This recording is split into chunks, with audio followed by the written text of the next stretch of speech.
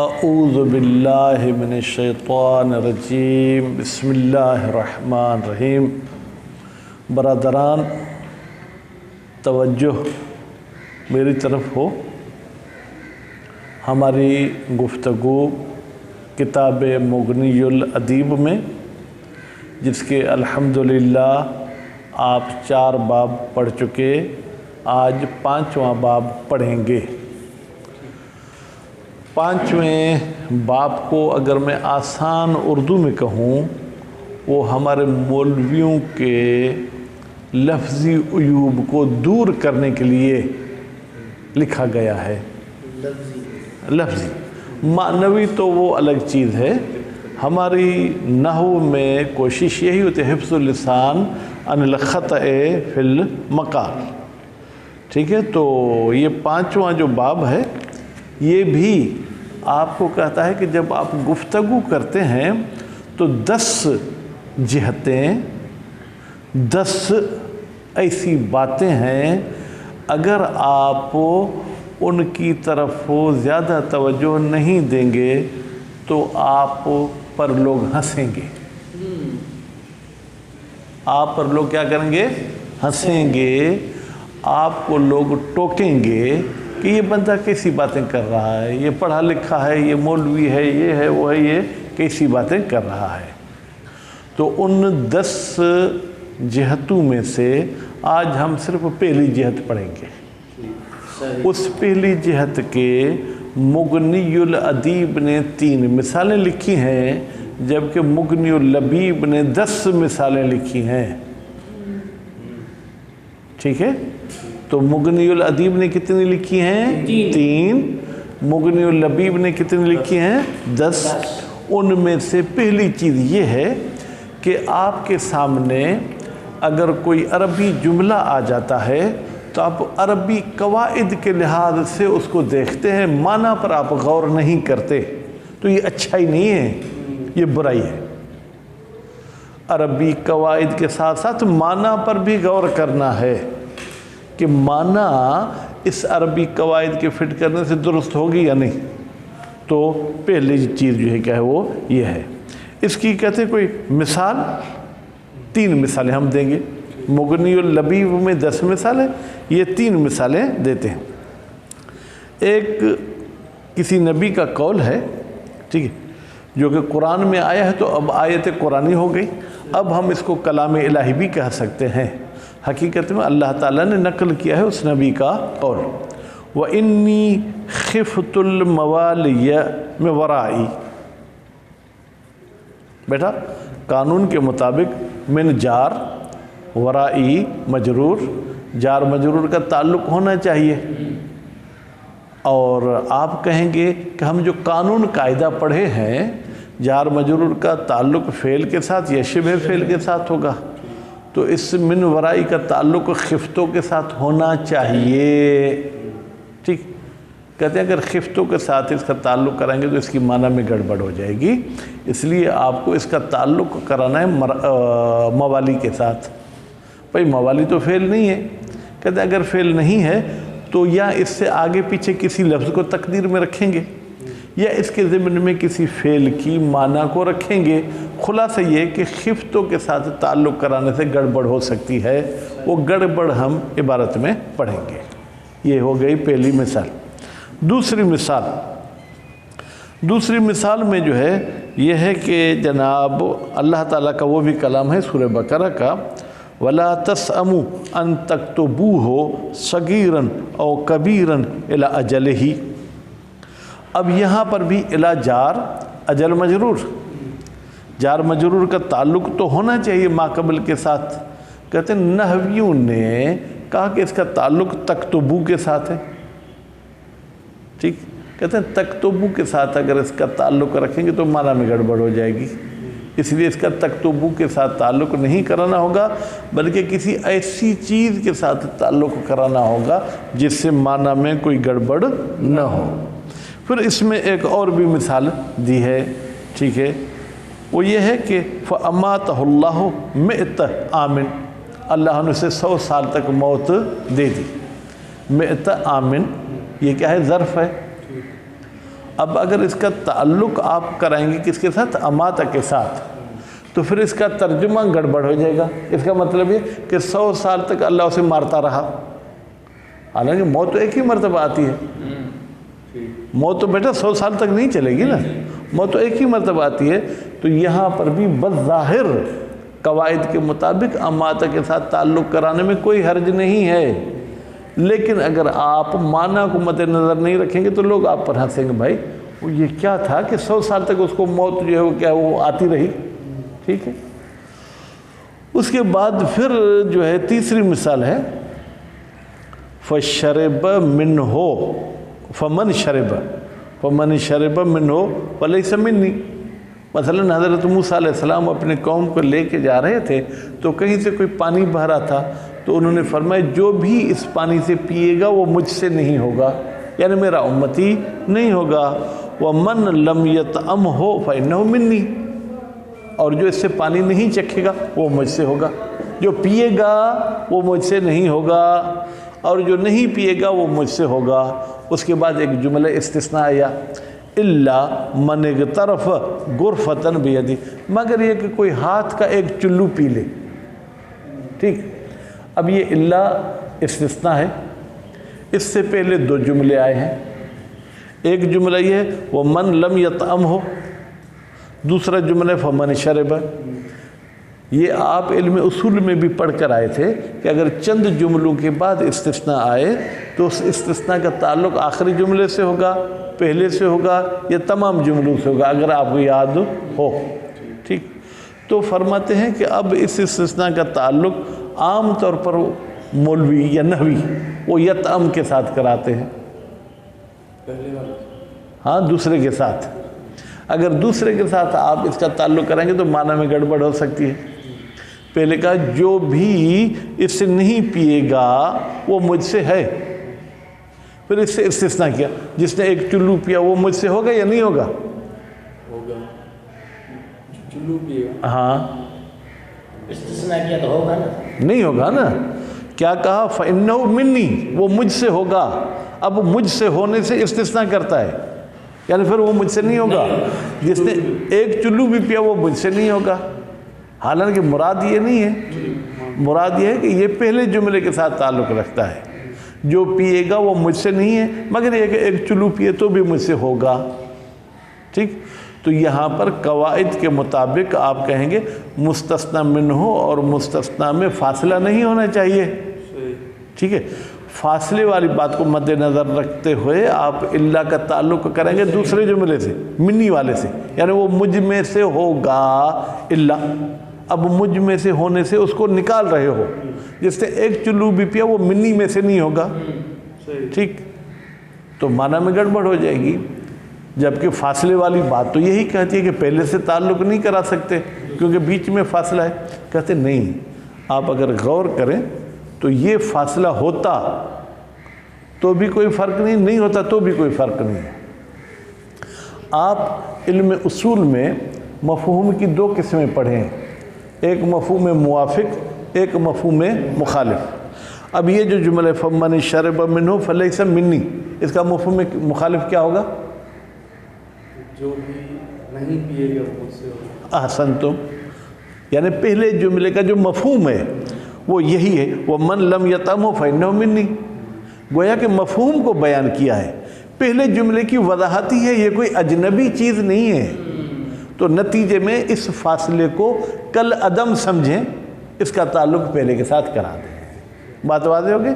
بس ہم ایسی 10 جہتیں اس 5ویں باب میں پڑھیں گے انشاءاللہ کہ اگر نحوی قواعد کے مطابق معنی پر توجہ نہیں دے گا، صرف اپنے قواعد کو مد نظر رکھے گا تو لوگ اس پر ہنسیں گے، لوگ اس کو ٹوکیں گے۔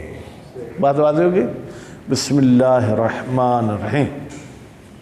الباب الخامس، 5واں باب، فی ذکر الجہات التی، ان جہات، ان پہلوؤں، ٹھیک ہے، ان نقطوں کے بیان میں ہے یدخل الاعتراض علی المعرب، وارد ہوتا ہے اشکال، اعتراض نحوی پر، کیوں؟ من جہت الجہات، یعنی جہاد کی وجہ سے، ٹھیک ہے. جہت ہا کی ضمیر کہاں جائے گی؟ جہاد کی طرف پلٹائیں یا التی کی طرف ضمیر پلٹائیں. التی سے مراد وہی جہاد ہے. جہاد سے مراد کیا لیں؟ پہلو، نقطے، باتیں. وہی عشرتن، بھائی میرے وہ جہاد کتنی ہیں؟ 10 ہیں. الجہت الاولا، آج ہم صرف پہلی جہت پڑھیں گے، ٹھیک ہے.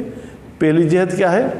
ان یرائی، نحوی رعایت کرتا ہے، ما اس بات کی، یقتضی ہے ظاہر الصناعت، جس بات کی تقاضا کرتے ہیں ظاہری قواعد.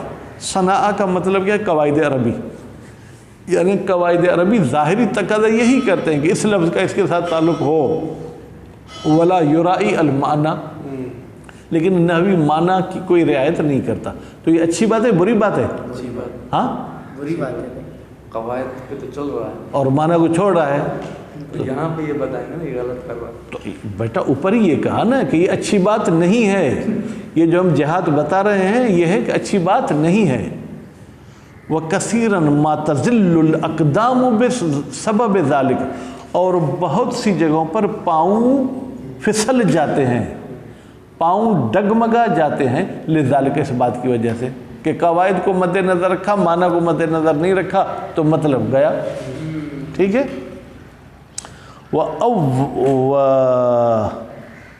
اول واجب علی المعرب ان یفہم معنی ما یعربہ، اعراب کے لحاظ سے سب سے پہلی چیز جو واجب ہے معرب پر یعنی نحوی پر وہ کیا ہے؟ ان یفہم، کہ وہ سمجھے کس کو؟ معنی ما یعربہ، اس چیز کی معنی کو جس کو اعراب لگا رہا ہے، یا یوں کہیں جس پر نحوی قوانین فٹ کر رہا ہے. بھائی پہلے آپ اس کی معنی تو سمجھیں. کل فاعل مرفوع، اس جملے کو سمجھو گے تو آگے چلو گے. صرف الفاظ کو دیکھ کر کیا کرو گے؟ کچھ نہیں ہوگا. مفردن او مرکبن، چاہے جس چیز پر کام کر رہا ہے وہ مفرد ہے یا وہ مرکب ہے. ولہذا لا یجوز، اسی بات کی وجہ سے. کون سی بات؟ کہ معنی کے سمجھنے کے بغیر قوانین جاری نہیں کر سکتا، جائز ہی نہیں ہے. کیا؟ اعراب و فواتح الصور، صورتوں کے ابتدا میں جو حروف مقطعات ہیں ان کو اعراب دے. الف لام میم، الف کو مرفوع بھی نہیں کہہ سکتا، منصوب بھی نہیں کہہ سکتا، مجرور بھی نہیں کہہ سکتا. کیوں؟ الف کو مرفوع کہیں گے تو یعنی اس کو مبتدا مانیں، تو پھر اس کی کوئی خبر بھی ہوگی. پھر تو یہ آپ کو سمجھ میں آ گیا. جبکہ علماء کرام فرماتے ہیں کہ یہ متشابہات ہیں، علم ہو عند اللہ ہے یا عند خواص صحیح، اللہ کے پاس ان کا علم ہے یا اللہ کے خاص بندوں کے پاس ان کا علم ہے. علی القول بانہا من المتشابہ، البتہ ان فواتح پر اعراب اس صورت میں نہیں لگائے گا جب ان کو یہ کس میں سے سمجھے؟ متشابہات میں. اگر کوئی کہتا ہے میں متشابہ نہیں سمجھتا ہوں کسی دلیل کی بنیاد پر، وہ اعراب لگا سکتا ہے. فَلْنَذْكُرْ ہونا امثلتن، ضروری ہے کہ یہاں پر ہم چند مثالیں پیش کریں. ٹھیک ہے. بنی پڑھیں تو ٹھیک ہے. بنا، بنا کا پھر فاعل ہوگا معرب. معرب نے بنا رکھی ہے ان مثالوں میں علی ظاہر لفظ، لفظ کے ظاہر پر. وَلَمْ يَنْظُرْ فِي مُوجِبِ الْمَعنَى، اور وہ نہیں دیکھتا معنی کے موجب، یعنی اس کی معنی کیا ہوگی. ٹھیک. حصل الفساد، پھر نتیجے میں کیا حاصل ہو جاتا ہے؟ فساد حاصل ہو جاتا ہے. وَبَعْضُ هَذِهِ الْأَمْثِلَةِ وَقَعَ لِلْمُعْرِبِينَ فِيهِ وَهْمٌ بِهَذَا السَّبَبِ. اب میرے پاس جو کتاب ہے واو کو بہت دور لکھا ہے، ہم کو بہت دور لکھا ہے، حالانکہ یہ ایک لفظ ہے تو ساتھ میں لکھنا چاہیے. جی کہتے ہیں کہ وہ بعض هَذِهِ الْأَمْثِلَةِ، ان مثالوں میں سے بعض ایسی مثالیں ہیں جس میں معربین کے لیے وہم حاصل ہوا ہے بہذا سبب، اس سبب کی وجہ سے کہ انہوں نے الفاظ کو مد نظر رکھا لیکن معنی کو مد نظر نہیں رکھا. وَسَتَرَى ذَلِكَ، اور تو بھی عنقریب دیکھے گا یہی چیز معیناً، کہ یہ چیز معین ہے کہ معنی پر بھی نظر کرنی ہے.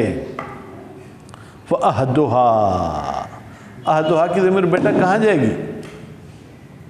احسنتم. پہلی مثال قولہ تعالی، اللہ تعالیٰ کا قول ہے وَإِنِّي خِفْتُ الْمَوَالِيَ مِنْ وَرَائِي. اب یہ بہت اچھا لگے، من ورائی، یہ پاکستانی طریقہ پھر من ورائی، یہ نون یرملون یہ پریشان کر دیتا ہے. فَإِنَّ الْمُتَبَادِرَ، بتحقیق کہ وہ چیز جس کا تبادر ہوتا ہے، تبادر کا مطلب کیا؟ انسباق المطلب الی ذہن، ٹھیک ہے، وہ کیا ہوتا ہے؟ تعلق من بخفتو، من کا تعلق کس کے ساتھ ہے؟ خفتو کے ساتھ ہے، ٹھیک ہے. وہ فاسد فی المعنی، اگر من کا تعلق خفتوں کے ساتھ کرائیں گے تو معنی اس کی گڑبڑ ہو جائے گی. والصواب تعلقہ بالموالی، صحیح مطلب یہ ہے کہ اس کا تعلق کریں کس کے ساتھ؟ موالی کے ساتھ. کیوں؟ لما فیہ من معنی الولایت، اس لیے کہ موالی میں معنی کون سی ہے؟ ولایت کی ہے. کیا مطلب؟ اے خفت ولایتہ من بعدی، یعنی مجھے ڈر لگتا ہے کہ میرے بعد اگر ان کو ولایت آگے تو وہ گڑبڑ کر دیں گے. ہاں، آپ وہ مجلس والی طرف چلے گئے، ٹھیک. وسوء خلافتہم، اور موالیوں کو میرا خلیفہ بنانا یہ اچھا نہیں ہے. اگر آپ خفتوں کے ساتھ اس کا تعلق کریں تو اس کا ترجمہ یہ ہے کہ میرے بعد مجھے ان سے ڈر لگتا ہے. حالانکہ یہ نہیں کہنا چاہتا تھا، یہ کہنا چاہتا تھا میرے بعد اگر ان کو ولایت مل گئی، اگر ان کو حکومت مل گئی تو مجھے ڈر ہے کہ وہ حکومت کا ستیہ ناش کر دیں گے. ٹھیک ہے. او بیٹا، یا تو ڈائریکٹ اس کا تعلق کریں کس کے ساتھ؟ موالی کے ساتھ، ٹھیک ہے. او بمحذوف ہو حال من الموالی، یا اس کا تعلق ایک لفظ محذوف کے ساتھ کرائیں، وہ لفظ محذوف حال ہوگا کس کا؟ موالی کا. یعنی آپ یوں کہیں، ٹھیک ہے بیٹا، کیا کہیں کہ مثلا ہاں کائنین من ورائی، ٹھیک ہے، کائنین وغیرہ کے ساتھ اس کا تعلق کریں. کائنین جمع ہے کائن کی، ٹھیک. او مضاف الیہم، یا آپ ایسے لفظ کے ساتھ تعلق کریں جو مضاف ہوا ہے موالی کی طرف. یعنی آپ یوں کہیں فعل الموالی. اب کائنین حال کی مثال ہے بیٹا، فعل الموالی اضافت والی مثال ہے. وَأَمَّا مَنْ قَرَأَ خَفَّتِ، اچھا حاجی صاحب کوئی خف تو نہیں پڑھتا، یعنی واحد متکلم کا صیغہ اس کو نہیں پڑھتا، ٹھیک ہے، اور وہ اس کو ہفت اقسام میں سے اجوف بھی نہیں مانتا. وہ کیسے پڑھتا ہے؟ بفتح الخاء، خا پر فتح دیتا ہے، وہ تشدید الفا، اور فا کو کیا دیتا ہے؟ شد دیتا ہے. تو اس کا مادہ ہوگا خف یا خف، یعنی ہلکا سمجھنا، ٹھیک ہے. تو پھر جو ہے کیا ہے؟ وہ کسر تا، اور تا کو تو کسرہ پڑے گا، وہ کیونکہ ملا کے پڑھ رہا ہے، ٹھیک ہے.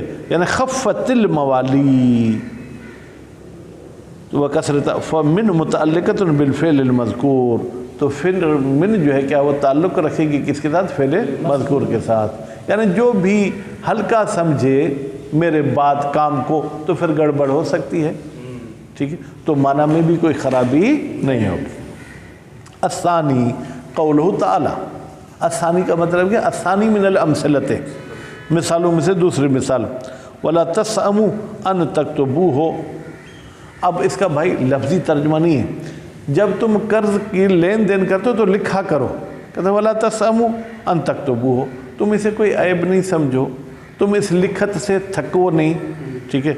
چھوٹا قرض ہو یا بڑا قرض ہو، الی اجلہ، اس کے وقت تک. اب اس کا اگر آپ تکتبو کے ساتھ تعلق رکھیں گے، اس کا مطلب یہ ہے کہ جب تک قرض کی تاریخ ہے تب تک لکھتے رہو.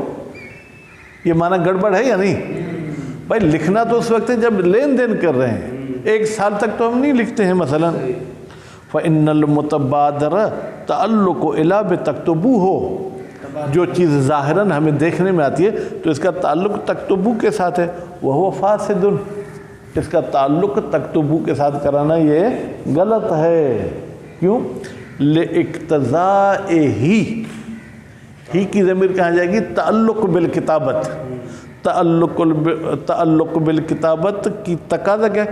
استمرار الکتابت الی اجل الدین، کہ لکھت چلتی رہے جب تک قرض کی مدت ہے.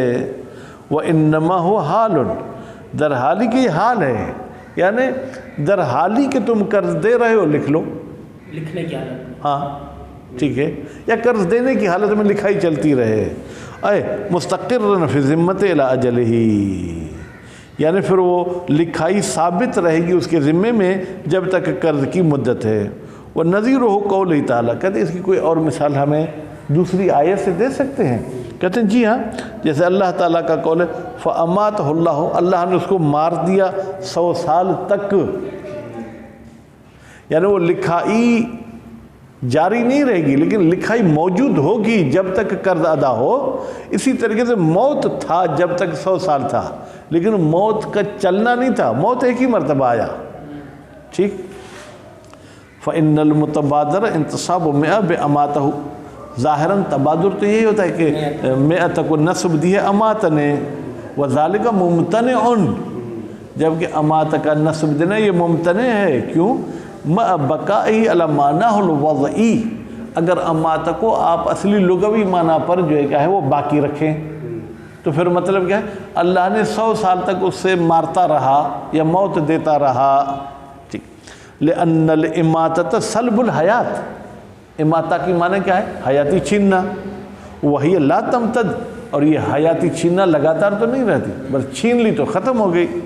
وَثَوَابُ أَن یضمن امانت اماتہ معنی البتہ، یا یضمن، صحیح بات یہ ہے کہ اماتہ کے ضمن میں رکھیں البتہ کی معنی کو، یعنی اماتہ کو آپ اپنے لغوی معنی میں نہ لیں بلکہ اس کو ایک اور لفظ کا جو ہے کیا ہے نائب گویا کہ مان لیں۔ البتہ، البتہ کی بیٹا معنی کیا ہے؟ باقی رہنا، وہ اماتہ یعنی اس کا موت باقی رہا 100 سال تک، تو پھر ایسے جو ہے کیا ہے تعلق کرانا اور نصب دلانا بالکل کیا ہو جائے گی؟ صحیح ہو جائے گی۔ فَكَأَنَّهُ قِيلَ، گویا کہ یوں کہا گیا ہے فَأَلْبَسَهُ اللَّهُ بِالْمَوْتِ، اللہ تعالیٰ نے اس کو اور ان کے گدھے کو مثال موت میں رکھا 100 سال تک۔ وَحِينَئِذٍ يَتَعَلَّقُ بِهِ ظَرْفُ، وَحِينَئِذٍ، جب امات کو البسہ کی معنی میں لیں گے تو مئت کا اس کے ساتھ تعلق ہوگا، کیوں؟ بِمَا فِيهِ، اس لیے کہ امات میں موجود ہے من معنی العارض لہو بتضمین، ایک ایسی معنی پر جو عارض ہوئی ہے امات پر تضمین کے ذریعے، ٹھیک ہے، یعنی اس نے اپنے اندر رکھی ہے۔ اے معنی لفظ، وہ کون سی چیز ہے جو اس کے اندر ہے؟ وہ لفظ کی معنی ہے، لا معنی الالباس، الباس کی معنی میں نہیں رکھیں گے، کیوں؟ اس لیے کہ اگر الباس کی معنی میں رکھیں گے پھر وہی امات والا مسئلہ آتا ہے، یعنی موت کو 100 سال تک جو ہے کیا ہے باقی رکھ رہا ہے، نہیں، الباس کا مطلب ہے کہ یہ فعل لگاتار ہے، الباس نہیں، لبس ثلاثی مجرد ہے تو اس کا مطلب ہے وہ موت کا باقی رہنا وہ ہو سکتا ہے۔ لِأَنَّهُ كَالْإِمَاتَةِ فِي عَدَمِ الْإِمْتِدَادِ، جیسے اماتہ جاری نہیں رہ سکتی اس طریقے سے الباس بھی جاری نہیں رکھ سکتا۔ فَلَوْ صَحَّ ذَلِكَ، اگر الباس صحیح ہوتا لَأَلَّقْنَاهُ بِمَا فِيهِ مِنْ مَعْنَاهُ الْوَضْعِ، پھر تو لَأَلَّقْنَاهُ، پھر تو ہم مئت کا بھی تعلق کراتے بما اس لفظ کے ساتھ فِيهِ معنی ہو، ٹھیک ہے، جس میں اس الباس کی معنی وضعی ہے، یعنی پھر اماتہ کے ساتھ تعلق کرا دیتے، الباس کو ہم کیوں مد نظر رکھیں؟ الباس اور اماتہ گویا کہ ایک جیسے ہیں اعتراض کے لحاظ سے۔ مہربانی بھائی، وَيَسِيرُ هَذَا تعلق بِمَنْزِلَةِ قَوْلِهِ تعالیٰ، اور ہو جائے گا یہ تعلق جیسے اللہ تعالیٰ کا یہ قول ہے قَالَ لَبِسْتُ يَوْمًا أَوْ بَعْضَ يَوْمٍ قَالَ بَلْ لَبِسْتَ مِئَةَ عَامٍ، لبست مئت عامن کا مطلب یہ تھوڑی ہے کہ لگاتار تم 100 سال تک رہتے رہے، نہیں، بلکہ جس حالت میں تھے وہ حالت تمہاری 100 سال تک جاری رہی۔ وہ فائدہ تو تضمین، کہتے ہیں بھئی تضمین کا فائدہ کیا ہے؟ ایک لفظ کو دوسرے لفظ کی معنی میں کیوں لیتے؟ کہتے ہیں اس کا فائدہ یہ ہے کہ یدل بکلمۃ واحدۃ علی معنی کلمتین، ایک ہی لفظ ہو وہ 2 کلموں کی معنی پر دلالت کرے، اپنی وضعی معنی پر بھی دلالت کرے گا اور اس دوسرے لفظ کی معنی پر بھی دلالت کرے گا۔ جیسے اماتہ سنیں گے تو آپ کو اس کی اصلی معنی بھی ذہن میں تو آئے گی لیکن اس کی دوسری معنی بھی ذہن میں آئے گی۔ وَيَدُلُّكَ عَلَى ذَلِكَ أَسْمَاءُ الشَّرْطِ وَالْإِسْتِفْهَامِ، يَدُلُّكَ تمہاری رہنمائی کرتا ہے عَلَى ذَلِكَ اس بات پر کہ ایک ہی لفظ تضمین کی صورت میں دو معنی بتاتا ہے، اسماء شرط اور اسماء استفہام، ٹھیک ہے؟ یہ بھی گویا کہ ایک اپنی اصلی معنی بھی دے رہے ہیں، استفہام مثلا سوال کی معنی بھی دے رہا ہے، اور اس کے ساتھ ساتھ جو ہے کیا ہے جملے کے اعتبار سے وہ کوئی اور معنی بھی دے گا۔ الثالثو، جناب تیسری مثال، قول تعالیٰ، اللہ تعالیٰ کا قول ہے، فَمَنِ شَرِبَ مِنْهُ، جس نے بھی اس پانی سے پیا، فَلَيْسَ مِنِّي، وہ مجھ میں سے نہیں ہے، وَمَنْ لَمْ يَطْعَمْهُ فَإِنَّهُ مِنِّي، اور جو بھی نہیں چکھے گا وہ مجھ سے ہوگا، الا من اغترف، مگر وہ جو چلو بھرے، غرفتاً چلو بھرنا، بیدہی، وہ بھی اپنے ہاتھ سے، چلو پہ پھٹے نہیں لگے جیسے یہاں ٹرک اور جو ہے کیا ہے وہ ٹریکٹر ٹرالی پہ لگائے جاتے ہیں، چلو بھر کے پینا چاہے تو پی سکتا ہے۔ فرماتے ہیں کہ جناب جو ہے یہاں پر فَإِنَّ الْمُتَبَادَرَ، یہاں ایک استثناء آئی ہے تو اس کے لیے مستثنیٰ منہ بھی ہوگا، وہ چیز جس کی طرف تبادر ہوتا ہے، تعلق الاستثناء بالجملۃ الثانیہ، کسی استثناء کا تعلق کس کے ساتھ ہے؟ کیوں؟ اس لیے کہ بیچ میں فاصلہ نہیں ہے، پہلے کے ساتھ کراتے ہیں تو یہ فاصلہ ہمیں تھوڑا سا وہ پریشان کرتا ہے، وَذَلِكَ فَاسِدٌ، استثناء کا دوسرے جملے کے ساتھ تعلق کرانا یہ کیا ہے؟ فاسد ہے۔ کیوں؟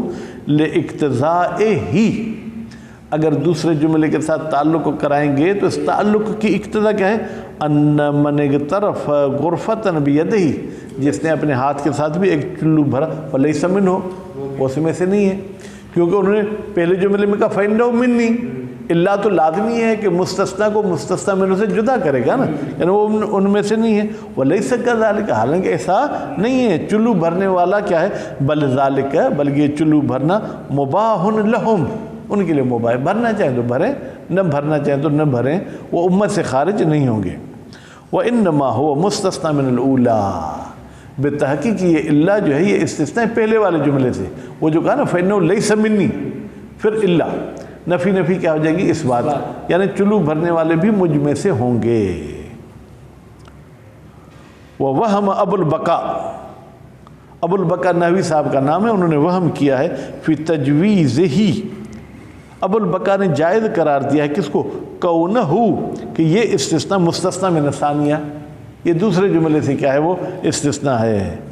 وَإِنَّمَا، چلیں یہ تو وہم کہہ کے ابو البقاء کا جواب بھی دے دیا، الگ سے جواب دینے کی ضرورت نہیں ہے۔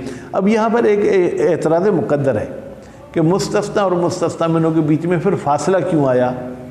کہتے وَإِنَّمَا سَهْلَ الْفَصْلُ، اگر سہل کو آپ باب منع یمنع سے لیں، یا انما سہل الفصل، ترجمہ یہ ہے آسان ہے فاصلہ ہونا، کس میں؟ مستثنیٰ منہ اور مستثنیٰ کے درمیان میں، بالجملۃ الثانیۃ، یہ جو کہا نا وہ من لم یطعمہ، کہتے ہیں کوئی حرج نہیں ہے، کیوں؟ لأنہا، اس لیے کہ یہ جو دوسرا جملہ ہے یہ مفہومۃ من الاولی، یہ تو پہلے سے ویسے ہی سمجھ میں آتا ہے، یہاں پر آپ علم اصول کے لے آئیں، مفہوم مخالف، جو بھی پانی پیے گا وہ مجھ میں سے نہیں ہوگا، اس کا مفہوم مخالف کیا ہے؟ جو پیے گا، کیا؟ وہ دوسرا ہے نا، جو بھی نہیں پیے گا مجھ سے ہوگا، ہاں وہ مجھ سے ہوگا، نہیں پیے گا وہ، ٹھیک، تو ہاں نا، تو مفہوم مخالف، چاہے یہ الفاظ آپ کہیں چاہے نہ کہیں، یہ آپ کے دماغ میں تو آتا ہے نا، تو گویا کہ یہ دوسرا جملہ پہلے کی تفسیر کر رہا ہے، مفسر اور مفسر ایک چیز ہے، الگ چیز نہیں کہ آپ فاصلے والی بات میں پریشان ہو، یہ نہیں سمجھے ابھی ذیشان صاحب۔ لِأَنَّهُ اِذَا ذُكِرَ أَنَّ الشَّارِبَ لَيْسَ مِنْهُ، اس لیے کہ جب یہ ذکر کیا جائے گا کہ جو بھی پانی پیے گا اس نبی سے نہیں ہوگا، اقتضا مفہومہ، تو اس جملے کا مفہوم تقاضا کرتا ہے ان من لم یطعمہ منہ، جو نہیں پیے گا وہ نبی سے ہوگا، چاہے یہ لفظ کہیں چاہے نہ کہیں، یہ سمجھ میں آتا ہے۔ فَكَانَ الْفَصْلُ بِهِ كَلَّا فَصْل، تو پھر اس مفہوم کا فاصلہ لانا ایسے جیسے کہ فاصلہ نہیں لایا گیا۔ صلی اللہ علیہ محمد و آل محمد۔